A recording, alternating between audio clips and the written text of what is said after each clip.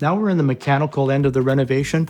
What you see in front of you is an on-demand gas boiler. That is for the hot water. It replaces the hot water tank that was previously here. And beside it on the right, that's the other half of your heat pump system. The first half is the fan that's sitting outside. And what that fan is doing, that system is extracting the heat from outside. It's heating up a glycol fluid, and it's sending the fluid to this guy here, which looks like a furnace, but it's actually just an air handler. It's taking those warm fluids and then pumping air past it. And that is the essence for your heating. The forced air heating is the warmth from the outside. Now, what determines the efficiency of a heat pump? One of the main aspects of the efficiency is its effective range, where it can manage temperatures from very high to very low.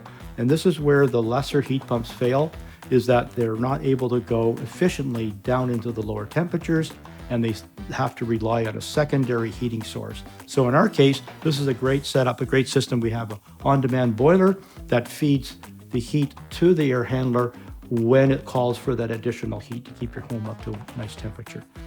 Now, in addition to doing this, we have the attic that had to be upgraded, and you can see some of the equipment up there is an HRV. That's bringing fresh air into the home 24/7, while you sleep, while you work, the whole time. And you can see that we have insulation on the underside of the roof. That creates what they call a hot roof or conditioned attic. And that allows us to run the ducting through to that part of the house and then down into the bedrooms. The heating starts here and it goes up into the system and then through the attic.